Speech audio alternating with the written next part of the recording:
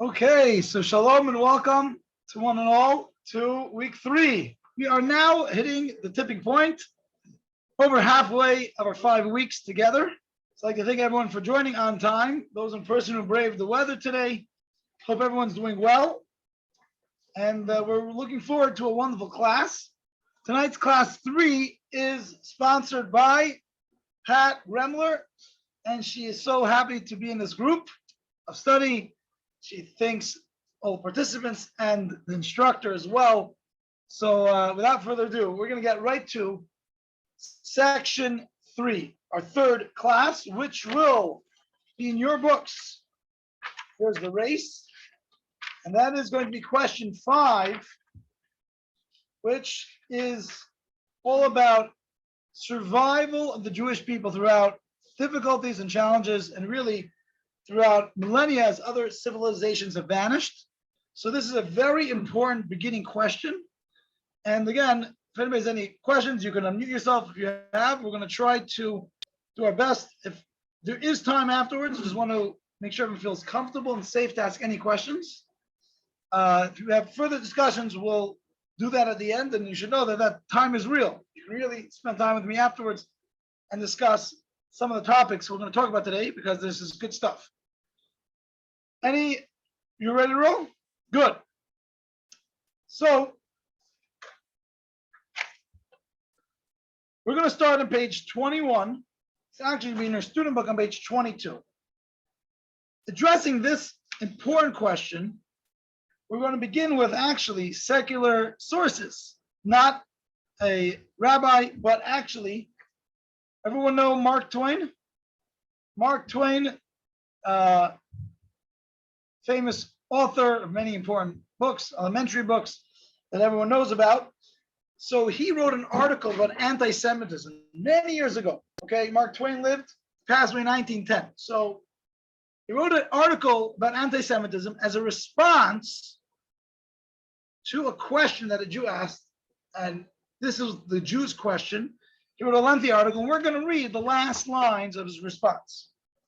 The Jew's question was, will you kindly tell me in your judgment, he wanted to ask for Mark Twain, the Jews have thus ever been, and even now in these days of supposed intelligence, okay, the butt of baseless, vicious, anti-Semite hatred. So, age-old question, and Mark Twain, this is his last words of the article. So I'm going to ask someone that's on Zoom. We have a bigger participation on Zoom today. I'm going to ask Nancy, can you read student page 22, text 7b? A and C, the 7a and 7c, you can read for homework. It's a similar idea, just for the sake of what we need to understand in order to continue the discussion. We're just going to choose one of the 3 texts. You can choose any. I like number 3 because it's Mark Twain. Go for it. Okay, I have read before, Rabbi. So yeah, it'll be hard for me to remember, but we'll try to give someone else a chance. Okay, it was such a stellar performance. I'll do it again. Okay. The Egyptian, the Babylonian, and the Persian rose, filled the planet with sound and splendor, then faded to dream stuff and passed away. The Greek and the Roman followed and made a vast noise, and they are gone. Other peoples have sprung up and held their torch high for a time, but have burned out, and they sit in twilight now or have vanished. The Jew saw them all and is now what he always was, exhibiting no decadence, no infirmities of age, no weakening of his parts, no slowing of his energies, no dulling of his alert and aggressive mind. All things are mortal but the Jew. All other forces pass, but he remains. What is the secret of his immortality? So the history tells us something amazing about the Jewish people. There have been many civilizations, powerful civilizations, rulers of the world. They do not exist today. There may be people that live in Egypt, but they're not the Egyptians of then. They're not living like the Egyptians of then. And yet the Jewish people, against all odds, have been the most persecuted of any people, and yet are still here today. And we're such a small, just want to give you to understand. We're such a small, how many people on earth, let's say we're getting close to 8 billion people, 9 billion, let's just say. Jewish people, just so you have an understanding of how many people are Jewish people? Okay, anybody on Zoom? Less than 1%. Well, that we're much less than 1%. So the Jewish people, I think, have just recently returned to the population the way it was before the war. It took us 70, 80 years. Or let's say 15, 16 million people. Just to put in perspective, okay, listen to this. If there is a census in China, a small technical error on that census could be 14, 15 million people. A small technical error. That is the entire Jewish people. Now, if you look at all, not only in religious, but you look in awards of Nobel Prizes and all sciences and all areas, we're so, this is not really the topic of this question. Just amazing. The way that we're represented, we're really a light to mankind. And just wanted to say that there is the secret of the Jewish people, and we're about to find that out right now. So that is the question I present to you. I'd love to hear your feedback. Here's your chance to unmute yourself and speak, and you can share as well in person. Page 23, question for discussion. We're going to ask Art, why don't you read the question for discussion for page 23?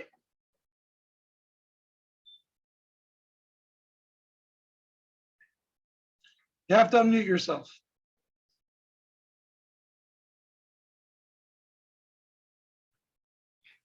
What might be some of the contributing factors to the survival of the Jewish people? Okay. Anybody here have any thoughts? What do you think is the secret?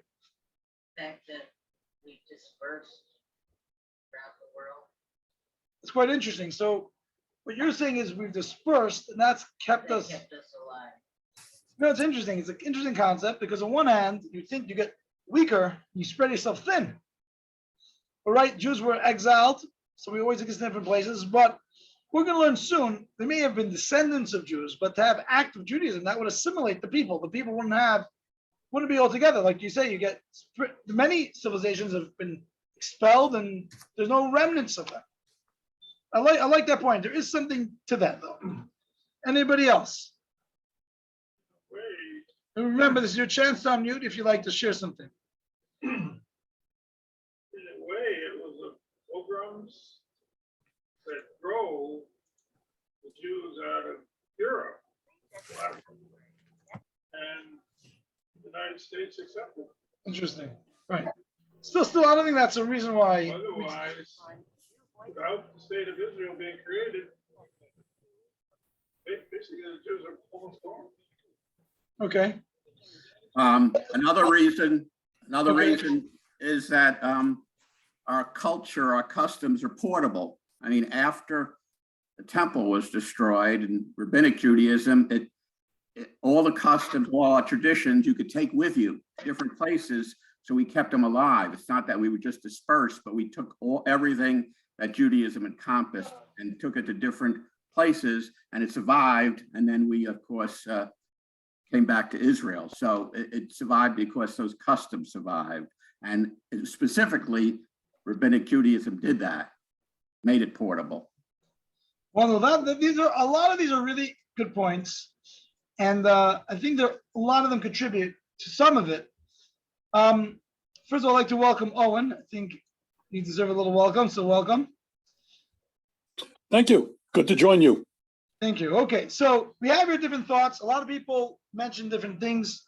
At the end of the day, we just described great, mighty civilizations have been on this planet, and there's no real remnants of them today. And the existence of the Jewish people being constantly murdered, constantly oppressed by every single major civilization you'll name. Go through history, Babylonians, Romans, Egyptians, Germans, you go through everything, Spain, any major civilization that's ruled the world, oppressed the Jews. And we are still here today. That goes against really all odds. It's literally, we're going to see soon, somewhat of something that you can call almost miraculous, that we are still here today. Now, I'm going to tell you a quick joke. Ready for this?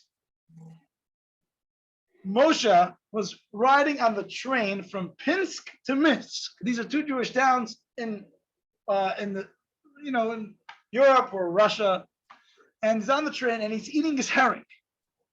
Okay. Everyone knows what herring is. If you don't, you'll ask me later. Bottom line is, he's eating his herring. A very noble person comes by and asks him, "How is it that the Jews are so intelligent and so small yet so impactful in the world? How does it work?" He says, "It's in the herring." So the guy says, "Really?" He says, "Yeah." He says, "Can I buy some?" He says, "Sure." He says, $50 and it's yours. So the guy says, "It's a deal." He buys the herring. Well, sure enough, what do you think happens?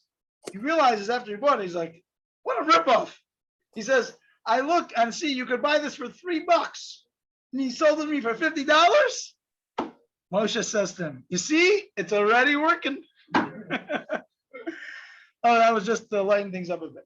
We are going to go to text 8 on page 24 to talk a little bit about this. And this is going to capture a quite interesting conversation between the Roman Emperor Hadrian.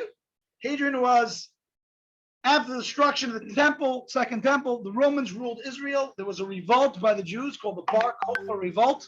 Hadrian was one who crushed the revolt of the Jewish people, killing hundreds of thousands of Jews and issuing decrees to oppress Judaism.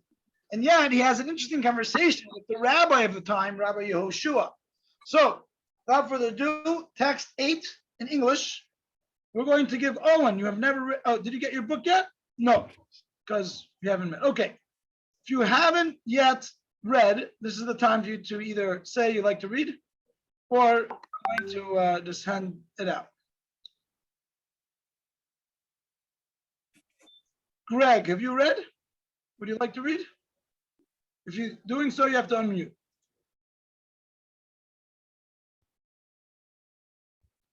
That's okay. I don't have a book. Thank you. Okay, not a problem.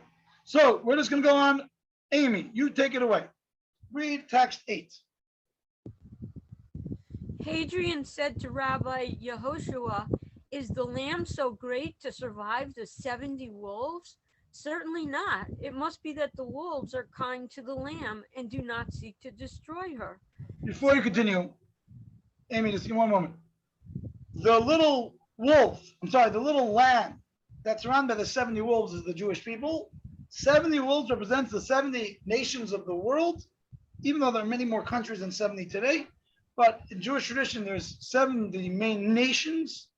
A lot of countries may have similarities, they may be part of one nation, but it's just important to know that this is the point of the discussion. And he's basically suggesting that we're so nice. If we wanted to, Rome could get rid of the Jews in one moment.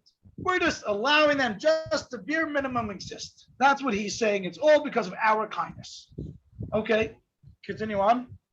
Said Rabbi Yehoshua, "Great is the shepherd who saves and guards her and drives her enemies away. As it is written, no weapon formed against you shall prosper."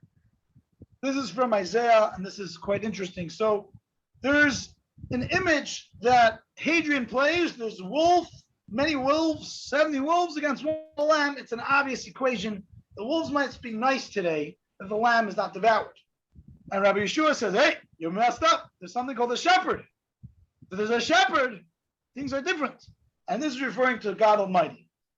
And these words, which Rabbi Yeshua responded to Hadrian about how do the Jewish people, what is the secret of Jewish survival? It is, we can say we're smart, we've thinned out, we've run over there. It's one and one only thing, and that is, it is a promise of God's that we will be here forever. And that takes us to text 9 from the great prophet Isaiah.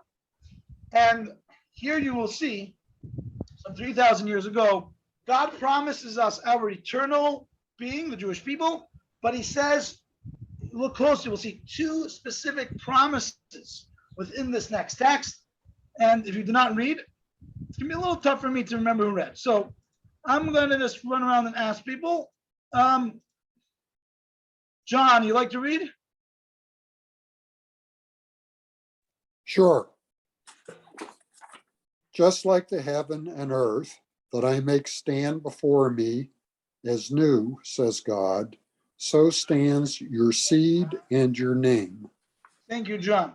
So what's very important in this text is that not only does God say, I promise that just like the heavens and earth will always be there, so too will your seed. Seed means the physical children and grandchildren of the Jewish people, of the original Jews, but also their name, which means not only will he allow them to live, not be totally killed out, but they won't know who they are because they'll be oppressed as Jews and they won't want to know they're Jews and they won't tell their children they're Jewish and the children will not even know they're Jewish and eventually the great-great-grandchildren will have no clue that there even were Jews.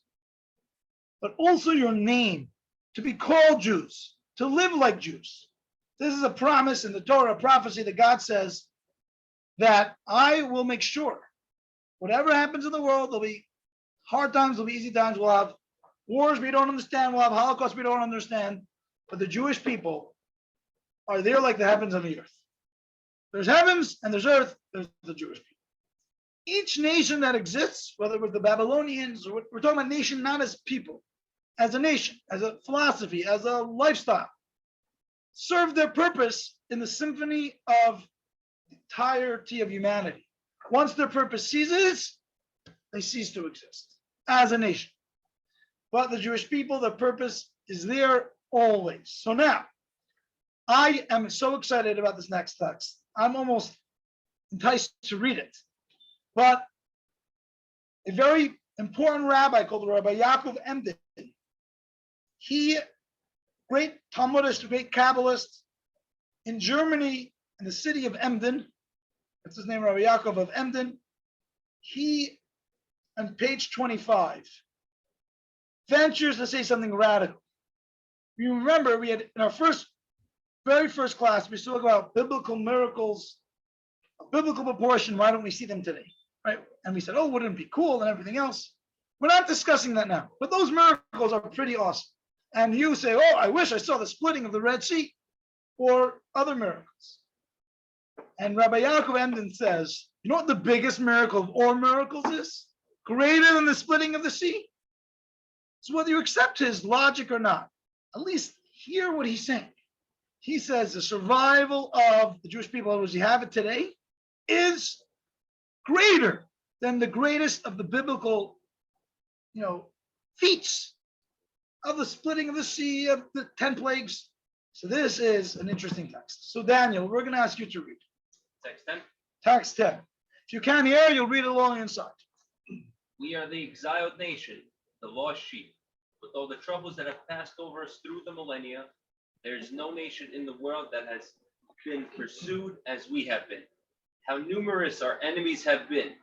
From our earliest days, how mightily have they lifted their heads up, seeking to destroy us, to uproot us, because of the hatred caused by envy.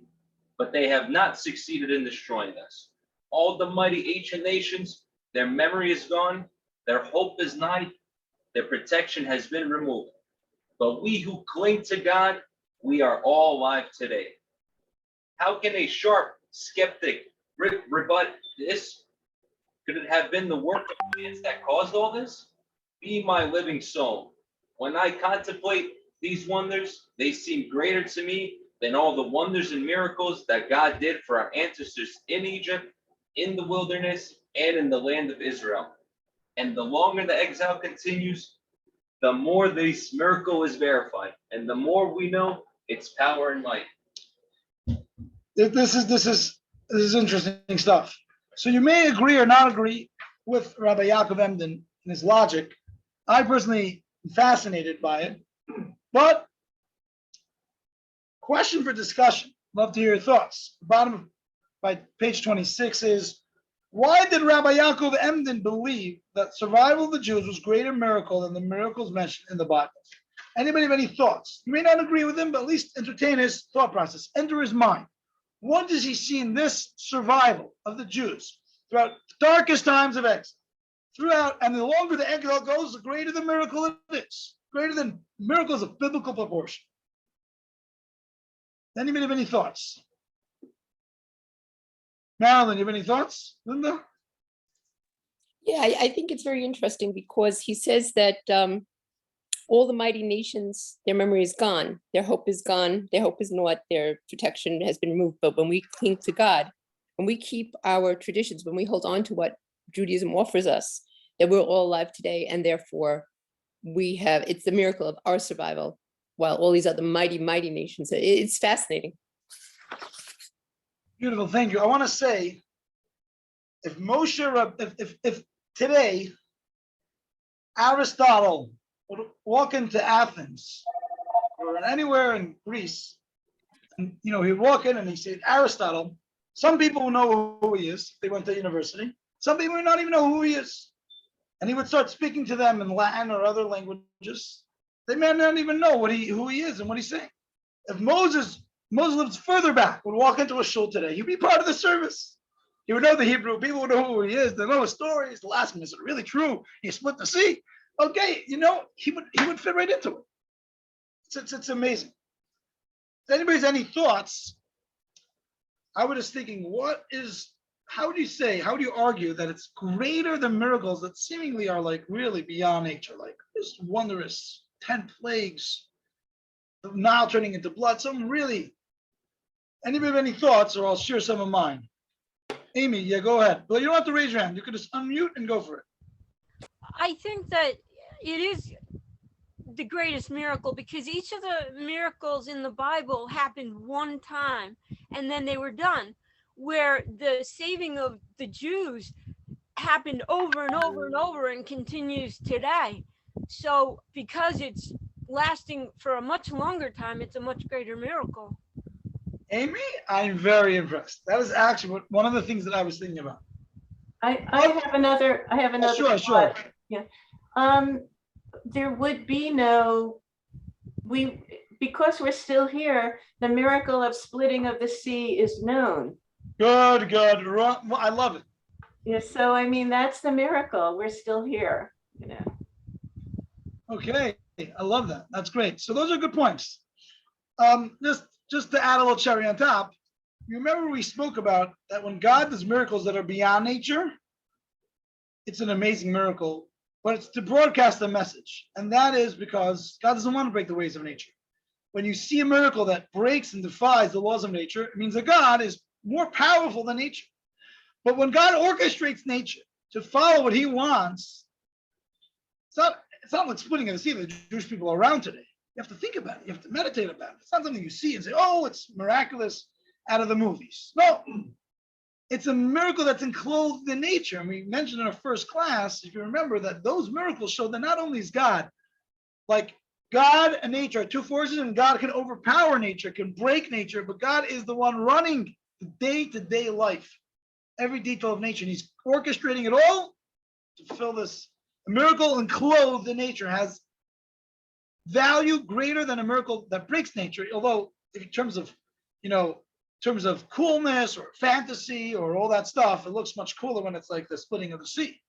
When you talk about divinity in our world and in our lives, communication, God to the mankind, it's in a miracle that's enclosed in nature, that fits nature. Okay, there's a lot to this. So the bottom line is, Rabbi Yaakov Edman said this idea, we're just grappling with it a little bit, but the gist is that this is a huge deal. Now, we have not yet followed up with our slides, so I need someone that's on Zoom to just tell me. I have a question. I have something to add. Okay, good. Take it away. Okay, so I think it's because of the cultural norms that kept people in their own tribes, where they were able to continue even though they lived in society and were able to function in society, but they kept their culture alive, which is why the story of the parting of the sea, all of the famines and the stories about Joseph and Abraham, they all come alive because when people sit around and talk and they stay together and they all have this common history, then the history can't die. So I really appreciate what you're saying, Maria. I still feel that many nations had those traditions, wanted to keep their history alive. The Native Americans, there are some that in very small numbers still today. They actually had like an oral Torah. Everything was transmitted by the, mother. And so it's definitely a good point, and it contributes to it. But I think the key bottom line factor is this is something that we'll see how mankind, how the Jewish people have contributed to this miracle, but this is a divine miracle. But I think that the other thing is that, you are a holy people and you should be a holy people. You should act in a certain way. And so when you're told that this is a gift that you are being given, and somebody is watching over you at the same time to make sure things are going in the proper way, then I think that it's not only are you together in your group and separate and still living in society, but you have that specialty that keeps you keeping your traditions alive at the same time. Thank you. It's a Yeah. God-given. There's an element to that. I think we'll touch that on. It's a God-given blessing, is basically what I'm saying. So thank you again. Yeah, we're going to touch a little bit on that. I want to say though that it seems like everyone's sitting around dinner table having an easy life. Majority of our history as Jewish people have been persecuted for our Judaism. So it's very nice people could hold on to tradition as much as they like, but really to hold on to it in such a way took great sacrifice. And that's what we're going to talk about in a moment. I just want to make sure that you could see the slides that I'm projecting. You guys see the switch of the slides? You see the lady asking the question? Okay. So now we're having God's promise, both seed, we'll never be physically eradicated, and name, we will never be spiritually eradicated. There will always be Jews celebrating Judaism, no matter how tough times will be. This is an amazing photo. I wish I could tell you the story today, but it's not enough time. You see, this is a menorah that was lit the 8th night of Hanukkah. And you see in the back was the Nazi flag, but that was the Nazi headquarters in town. And this menorah, believe it or not, the family was taken right after this Hanukkah. The menorah still exists today, is lit today, till today. This menorah, by family, descendants of the family that used it in Germany back then. So a story for another time. We are here. We're here to stay no matter what. Now, here we're going to come on to something very important. Even though it's the God's promise, although it's a miraculous thing, there's no explanation ultimately to say why the Jewish people and no other civilization have been around forever. And that's why, kind of, we've always been oppressed because we're always around to be oppressed. Here is an important thing I think some people mentioned, that man's involvement in this. So text 11 is going to be like the original Patrick Henry from Massachusetts, right? Patrick Henry from Massachusetts, towards the beginning of the American Revolution, said, "Give me liberty or give me death," right? So a very, very strong wording, but the precursor to that is here in this Midrash text 11. I'm going to read it for the sake of time, and that is like this. It says in Exodus, this is the quote of the verse in Exodus, the second book of the Torah, "He is a stiff-necked nation." What does stiff-necked mean? Stubborn. So normally you might assume these words denigrate the Jews. They're stubborn. It means that they're not easygoing. They're not flexible. They're not nice. No. In fact, these words, they flatter us. The fact that we are stubborn, in other words, we are so committed, so dedicated to who we are, as the Jew is wont to say, either Judaism or crucifixion, which at that time would be giving up their lives for their practice for their Judaism. So we're not going to take too much time out of the next remaining half hour to our class. I wanted to say that the miracle God orchestrates is also played in through man's sacrifice. There's incredible stubbornness and commitment to Judaism that Jews have had throughout the ages. Now, time and time again, the Jewish people as a whole, there were individuals that there's free choice. People may have surrendered their Judaism in select situations. The majority of the Jewish people have always, without fail, always kept their Judaism and literally to great sacrifice of even death. And actually, which is quite interesting, that Judaism was never a threat to other nations in terms of forcing others to convert, because in Judaism we don't believe that others have to convert. At the same time, we were always being oppressed, and Jews never failed to pass the baton to the next generation. So obviously that's talking about the sad side of Jewish history, but obviously the main message here is to live as a Jew, not only commitment to, if that situation comes up, not to assimilate as Jews, but to give our lives, but more importantly is to live and celebrate our Judaism in a lively way. Lively, lively with physical life and also with enthusiasm. So we're going to finish off with one quote from the New York Times, which I'm going to tell you, so you have to look out of your book. The New York Times Millennium Edition, year January 1st, 2000. Anybody remember that edition? There were 3 front covers to the New York Times. You ready for this? First one was, anybody know what I'm talking about or no? Okay. The first front cover was the front cover of the year 1900. January 1st, 1900, the previous 100 years. The next cover was the daily thing, January 1st, 2000. See, I was young when it was 2000, but we heard all these things that, the computers are going to crash. I don't know if you remember all that stuff, right? You remember that? No, okay, now that's what we remember. Either way, no, it was a regular day, pretty much, right? And then they had the year of January 2100. That was the third front cover of the New York Times. 3 front pages. They had 1900, they had that current date, 2000. Then they had January 1st, 2100. 100 years from then. What do they have in it? So they made these feature stories. They had, take this as it is. They had an issue about Cuba having statehood. That was one issue. They were talking about robots. Could they vote? Whatever, different things that may happen in 100 years. On the bottom corner of the New York Times did this without being paid by anybody. No one knew it. The editors of the New York Times, non-Jewish people, put in on the bottom, listen to this, it was January 1st, 2100. If you're around, then you'll know this, is a Friday. And it says that Jewish women and girls will light candles in New York City at this and this time, whenever the time was. So there were times that they were actually paid to make this ad, and they eventually stopped it. They weren't interested in it. But actually, this is good. But actually, the New York Times, of their own, said one thing's for sure: we don't know exactly what's going to happen in the year 2100, but we know the Jewish people around the world will be lighting Shabbos candles Friday afternoon. Is that amazing? My friends, let's take that to text 12. Text 12 is almost as good.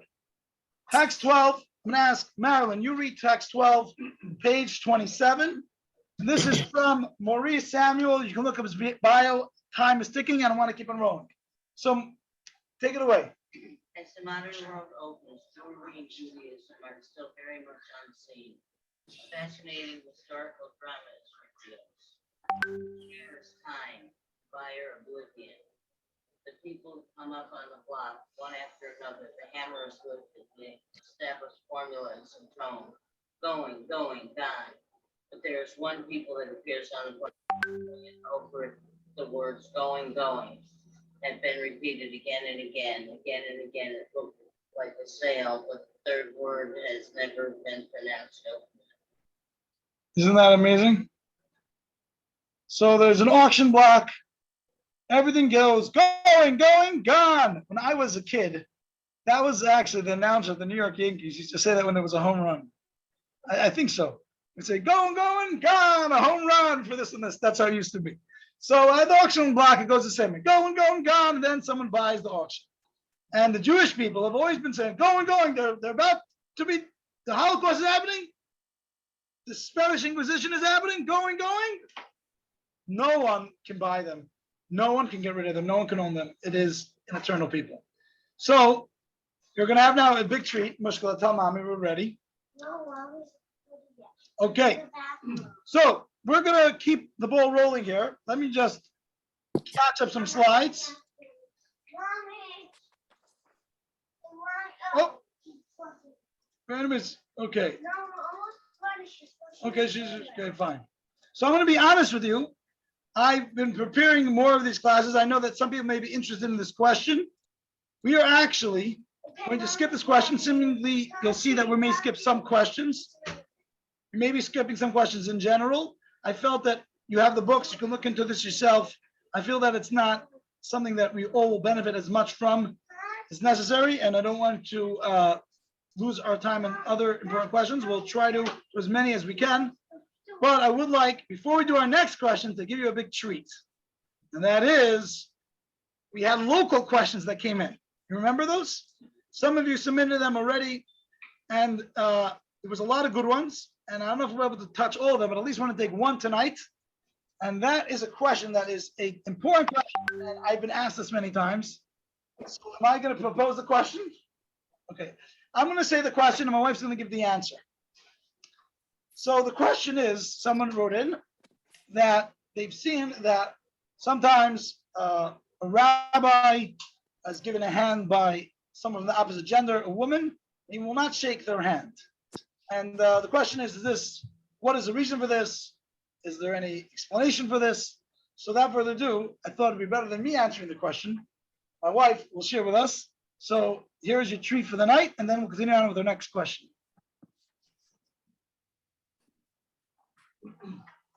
Okay, hi everyone. Can you hear me? What? Where's the camera over there? Okay, good to see you all. Good to be here on with all of you, and good to be here on with all of you. And thanks for that very warm introduction. I think the whole night is a treat. You've got an amazing lecture here, and like I can't hold the candle. But I specifically wanted to answer this question because it's a question that I also get a lot. Thank you, Sam. That we get a lot, both of us, and it's something we've talked about and thought about because when when you're living your life and you're doing your thing, you don't always think or ponder about what kind of things that you do. It's like kind of like routine. And then when people like wonder about the things that to you are normal, it makes you actually think about it and wonder about it and come up with reason, explain it to yourself also. So the answer to this question is really like, it's like sometimes you have a question and then it's like, wait, we're gonna flip it because it's really a totally different perspective that Judaism has about touch, and specifically the central focus of family life in Jewish tradition. Family life is like the biggest thing in Judaism, and everything we support it because Judaism believes that the world is based on communities, and communities are built on families. And the best thing that we can do is hold up our own families. That's like the most beautiful and most central thing that we can do to to really add to the world as large is what we do in our own home. Sometimes we need to say, we'll change the world, we'll do so many amazing things, but if we start with our house, that's the most amazing thing. So what does that have to do with a simple handshake? What does that got to do? Like, okay, we get the importance of like family life in Judaism, very nice point. But what does that have to do with the handshake? And the answer is, okay, a little too fast here, gonna slow down. The answer is that actually outside of a husband and wife in a marriage and very, very close family relative, there is no touch between man and woman in traditional Jewish life. And the reason is because we don't see touch, even a handshake, as something like that's just casual and trivial. Because really, when someone's shaking your hand, they're trying to be polite, and that's like considered like just the polite, casual thing to do. But if touch is something more than just a polite, casual handshake, it's something valuable, it's something precious, and we don't just give it away casually. And I think in modern life, everything is like very casual. We've kind of like taken things that used to be more of a important or had more significance to them, and we've kind of dumbed them down. Like a simple example would be mealtime. I was reading this interesting Moroccan woman, American woman from the Midwest who married this Sephardic Moroccan husband. And it was like very big culture shock between the two of them. And she was describing how her mother-in-law came to visit.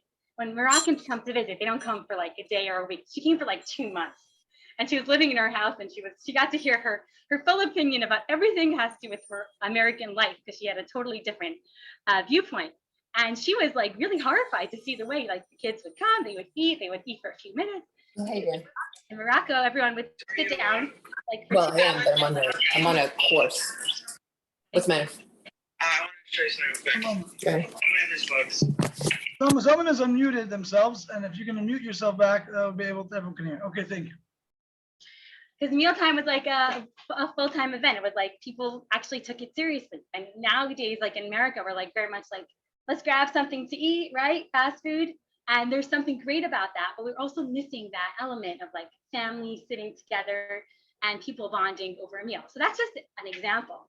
But when it comes to touch, I think we all can see, especially like nowadays, it's become more of a conversation that like, you know, just someone giving you a hug or a kiss, which could be like, okay, whatever. It's not something, it's sometimes not okay. And there has to be borders around, there has to be rules there, you know, there's gotta be, it's a conversation that we wanna have about protecting ourselves. As a woman, I feel very protected by Judaism's laws. There's never any questions about, did I want that, did I not? It's just very, very clear cut, very simple. And definitely, I think this definitely keeps our marriages in a totally different way when you know, when it's something just between you and your husband. And that's really the answer. So it's not that we don't, the rabbi doesn't shake your specific hand. It's not a personal thing. It's a general thing, how we view our marriage as something so special and so important, and how every touch is significant. It's not something casual. And I think if you think about this for a second, and if you think about if a handshake can mean something so much more than what it can mean, how that could affect a couple, you could think about it. And I think you could understand. So yeah, thank you for inviting me to answer. Thank you to my wife. So that was on one foot, but the short answer is that it is not a rabbi doesn't take handshakes from people. It's just in general, Jewish tradition. Touch is definitely very powerful and important, and is reserved for marriage or very, very close relatives like parents or siblings. But it's not just like, oh, well, and I think today we see this more and more, that although society on one hand for the past 50, 60 years has leaned all the way to the left, that you give anybody a kiss and anybody a hug, today it's all over the news. These are things that need to be, society's lost, and society itself, to a certain degree, has realized that there needs to be clarity and rules. But in Judaism, it's not looked at like a big rule. It's actually what enhances the marriage. Not only is intimacy unique for the husband and wife, physical intimacy, a hug and a kiss is unique to husband and wife, and even physical touch is like exclusive. So it's not only is there the marriage in intimacy or in a hug and a kiss, but even simple physical touch is very meaningful. So we are now going to our next question. I've lit a yahrzeit candle just for the prop. This is a pretty classic yahrzeit candle. So we're now on our question. We're skipping 6, we're up to 7. Why do we kindle yahrzeit candles? To commemorate the dead. If you go to any Jewish supermarket, even if it has a very small Jewish aisle, what will you find there? Anybody? Yahrzeit candles. What else? Shabbos candles. Not every supermarket, but some. Matzah. Everyone's got matzah. And what else? Come on, one more thing. Grape juice. Grape juice. Good grape juice. Filter fish. Oh, good. We've got our last of the 4 items. Fish. Once you come to our Chabad, our house, you will realize that gefilte fish can actually taste really good. It's not jelly in a jar and that whole deal. I do not eat that gefilte fish. We have really good tasting gefilte fish here. I recommend you to come by for Shabbos. So those are the staples in every Jewish aisle. Now, obviously, matzah is very important. So if yahrzeit candles, if memorial candles are in every Jewish supermarket, it obviously tells us there's something so important about that in Jewish practice. And the question is, we're very accustomed to it, but I mean, like, how does that work? Candles can be something used, at a romantic dinner or something else, but why is it that candles memorialize the dead?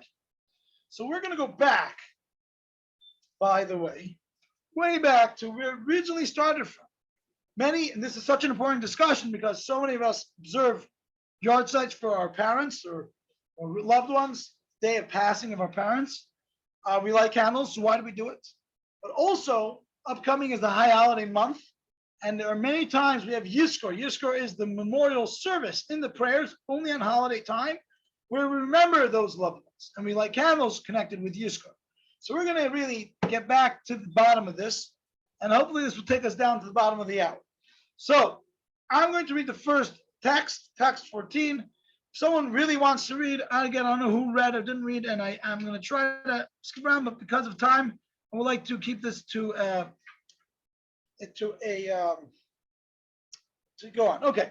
So yahrzeit candles on the anniversary of someone's passing, yahrzeit candles on the holidays for Yizkor. In fact, when a mourner is saying Kaddish for their loved one and leads the services, the Chabad custom is they light 5 candles to remember the soul, because there are 5 different levels of the soul. Okay, let's get down to it. So our first text, the 14, goes back many, many centuries ago to the original custom here. That is Rabbi Asher of Luniel. This is a place in Europe. He wrote the following: on the eve of Yom Kippur, it is customary for all those who lost a parent to kindle a candle or torch near where they will pray in the synagogue to atone for the deceased. This is very, very interesting what we're reading here. So he says it was a custom on Yom Kippur. Doesn't say all year round. The logic we'll see applies to all year round, but originally from Yom Kippur to light a candle in the synagogue near where one would pray, and it would be for the atoning of the deceased, which is fascinating. Not only is Yom Kippur the atonement for those who are in the living, but is also a day of atonement for even those who have passed. Fascinating. This honors God as it is written in Isaiah, with light you shall honor God. And the Midrash comments, God says, light a candle before me and I shall guard over your souls, which are called candles. So there's a few elements to this. We're going to get right to it. So bottom line, as we first said, it was Yom Kippur, and that is the day it was originally made for. It was to add light in the synagogue. Nowadays, come on, think about it. We have so much electric light. In those days, the synagogue would provide light, but come on, imagine a dark night. How many candles do you have to make the place really bright? So it would be extra luminous in the synagogue. People would bring their extra candles to honor God, and there was an honor of their loved ones for their also atonement, which is a fascinating idea. Now, why does a soul need atonement after it already passed? That is, there is a long journey that the soul has in the afterlife. Without getting to all the details of it, the soul at that point is not able to do any more mitzvos, any more good deeds, any more Shabbos candles or mezuzahs on its doors or blessings. The soul is dependent on only its loved ones or the people who they brought into the world, that those people that are in the living can do mitzvahs on their behalf and assist them in the afterlife. Again, the soul in the afterlife is on like autopilot. It's just whatever it came to heaven with, that's its good deeds. And it's an autopilot, and the journey can be easy, can be rough, can be bumpy in the afterlife. Now, I'm sure this is bringing up a lot of questions about afterlife. We will learn more about afterlife and the 50 questions. But for the point of this discussion, the soul itself cannot do anything at that point. Only those who were brought into the world by that soul, its children, its loved ones, or people that were impacted, they can do mitzvahs on the behalf of those who have parted, and therefore giving them merit in the day of judgment, the day of atonement. So this is the basis of it. It started off on Yom Kippur in synagogues to add light in the shul. Now, why candles? So we just read, and I'm going to get to this in a moment. We just read that the end of that text is really from King Solomon's book of Mishlei. Mishlei says the verse, the soul of man is God's candle. The soul of man is God's candle. That equates soul and candle. Why would we take candle? We're going to talk about memorial candle, yahrzeit candle, to memorial, to bring out the soul, to remember the soul, to connect with the soul. The answer is very important. Is there very few things in this world that you can see physically that want to leave existence and connect heavenward? You will look at a flame, you look at that fire I've just kindled, it will always be flickering upwards. It wants to go higher. It wants to leave, so to speak, the wick. Once it leaves, it doesn't exist. The only thing that gives it life force in this world is the fuel and the wick. Once it separates, it's out. There's no more flame. Yet the flame always is trying to go higher. Similarly, the soul, although it comes down into this earth and it knows that it's an important mission to fulfill, it always wants to connect with God. It doesn't, it's bothered by the cruelty of this world. It's bothered by the unfairness of this world. It wants to go back to heaven. I'll give an analogy. Some of you may remember your college days. You'll ask a college student, it's before an exam. He's studying, he's doing his thing. He knows it's important. He needs to study. But is that what he really wants to do? No, he wants to, munch on nachos and watch something and lay in bed. That's what he wants to do, but he knows it's an important mission. He needs to take the exam, he needs to study before the exam. The soul similarly knows that it's important to fulfill the mission it was sent into this world to do, which is being a good person, being a mensch, but doing God's commandments, Torah, mitzvahs. Yet the soul always wants to go higher. So the flame, if you look at a flame for a moment, you'll realize this is the most perfect analogy of the soul. Without getting too deep into this, the soul represents, the flame represents the soul because it shows its clinging and interest to be connected back to God Almighty. Now here is the summary of what we just said. If you ask me, why do we light a candle as a memorial? It is because we're remembering the soul. The soul is represented by the candle in the way we just said. The soul gives off light, the soul gives off warmth, but it always shows that its interest is to connect higher, connect to a greater place. And that is why the soul is reflected by the candle. But as I just said, the original custom was to do it as a mitzvah, to make the shul more beautiful. In other words, it was there in order to give merit to the soul. So if you ask me, can you make a blessing? Can we say it's a mitzvah to light a memorial candle? It itself is not the mitzvah. It is to be associated with a mitzvah. In the times of that text we read, it was to lighten up the shul, to make the house of God more luminous. But the memorial candle on itself is important, is a custom, but it's not a mitzvah. You can't make a blessing on it. But it should be associated with a mitzvah, because the whole purpose of it is to give elevation to the soul, who now is on autopilot in heaven, can't do any good deeds itself. It relies on the good deeds of those who knew the soul, those who are descendants of the soul biologically or by impact, by influence. And those descendants, those loved ones, those prodigy, they doing mitzvahs on behalf of the soul, give it merit in heaven. So in simple English, it's important to accompany your Yizkor. That's why very often Yizkor comes along with tzedakah, giving tzedakah, or any mitzvah. It could be taking a resolution to light Shabbat candles, to have a mezuzah on your door, a kosher mezuzah. Any mitzvah that comes along with the candle is what makes it a mitzvah. The candle itself is just a resemblance of the soul.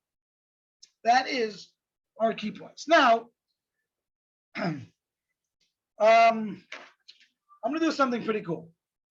We're going to go through this slide. I want to start, I'll have a vote in a second. We're doing very well on time. I want to start the next subject, which is fascinating. It's about Jewish stars, stars of David.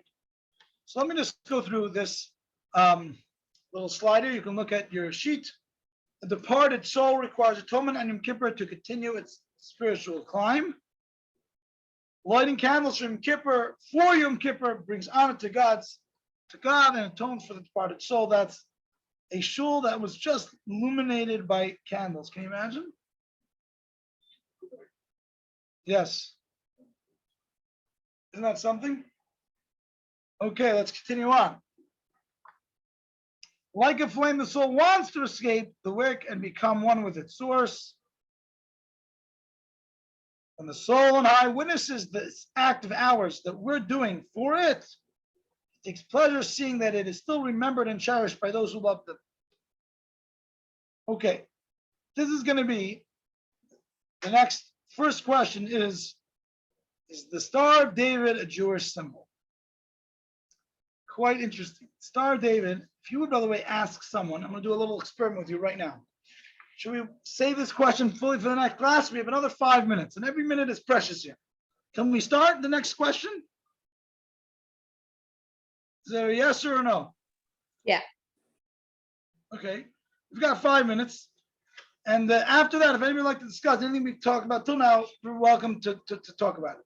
So you're going to go to your student books now on page 48, the Star of David. Wanting to do a following exercise, I gave you pens. Take a pen and a pencil and draw for yourself a Star of David, either on your book or you take a sheet of paper and write down one word. This is the exercise. Write down one word that in your mind, when you see that, that's what you think about. Yeah, write yourself a Star of David. Take a pencil. No, so okay, that's fine. Good. So I think everyone here knows what a Star of David looks like, but Simon just said it in fancy terminology. It's two isosceles triangles, one down, one up. Okay. So anybody here want to chime in? What is the word they think of when they see Michelle? What is the word you think of when you drew that star? Temple. Oh, What do you say? synagogue. Okay, Michelle, what do you say? Oh, the star. I mean, it's just traditional. It's unique, like unifying. Good. Or the opposite ends. Good. Okay, Daniel. Jewish. Jewish. Okay, it's really Jewish. That's what I think. Okay, she thinks Israel's flag. Okay, good. So a lot of people see different things when they see it. Now, like, how Jewish is the Jewish star? So this is going to be quite fascinating, and we have still a few minutes, so we're going to do it. First, a little joke. Maybe I should save this joke for next week, but I'll say it anyway now. There was two guys sitting in front of church. One was wearing a cross, and one was wearing a Star of David. But this joke is meant to be just jokey. It's not meant to take anything too serious. So what's happening is that everyone is giving these eyes to the Jew who's standing in front of this church collecting money with the Star of David, and they're throwing all their money and all their change and extra money into the jar that the gentleman with the cross is wearing. So some of them are just, they would never even give money, but they're just to despite the Jew who's collecting with audacity at the church, they're giving money to the other guy. So finally, these two beggars are standing there after a long time. The priest comes out and approaches the guy wearing the Star of David. Says, you're really not going to make much money here. Doing what you're doing. Maybe remove your star. You're not going to do well here. So the beggar wearing the star turns to the guy wearing the cross and says, Moshe, look who's telling us how to do marketing here. You guys got it? Some people are just getting it. Okay.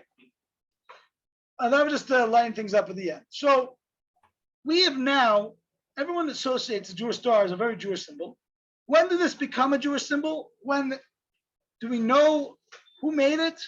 So the real deal is, the answer to this question is really shrouded in mystery. But we're going to learn a few interesting theories of what makes this a Jewish symbol. It's going to be fascinating. I learned a lot preparing this, but I do want to say there's no definite answer. Okay. But definitely we know one thing is that even very ancient synagogues have the Star of David on. Very ancient synagogues. So it's been household in Jewish life for literally hundreds of years, going back 500, 600, 700 years. But we're going to talk a little more about that later. So we're ending exactly on time tonight, but you know what we're getting into for next week. We're not starting with any jokes. We're getting right to start business, Star of David. Also, I'll talk about the Jewish star, but why is it called the Star of David? That's even more interesting, right? What's David got to do with it? So I hope you enjoyed. If anyone has any questions, this is real time to make any comments or questions. And we want to make sure that everyone feels that they can ask their questions. So without further ado, I'm going to say thank you to all for joining. Thank you to our sponsor, Thank you to my wife for her involvement tonight in giving that answer. And hopefully tomorrow, next week, we'll take another local question, have to sift through them.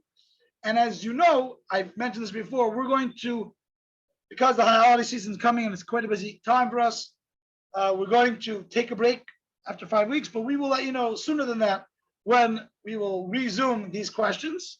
There will be other courses we give throughout the year, but these questions we will get back to. And I appreciate you joining me tonight.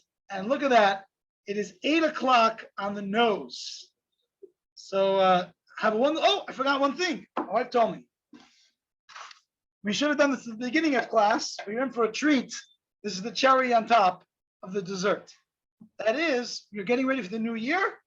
And therefore, every day in the month of Elul, which is the preparatory month for the high holidays, we do not fulfill the mitzvah of shofar, which is on the high holidays itself. And we'll let you know how you can join us outdoors. We have a lot of options. We have shofar at the Crossings Park in the afternoon on Rosh Hashanah with Tashlich at the lake. It's gorgeous. Those who have been here before, but we're just going to get ourselves a little bit woken up. The shofar is the call to action. So listen to the call of the shofar, really the cry of the soul. This is not meant to be a beautiful instrument. This is meant to be the authentic cry of the soul to God for the new year. You may rise if you like, and here we go.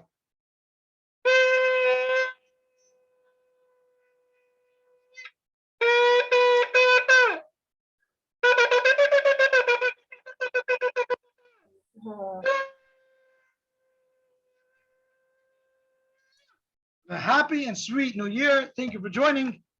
And we're going to stop now the live recording.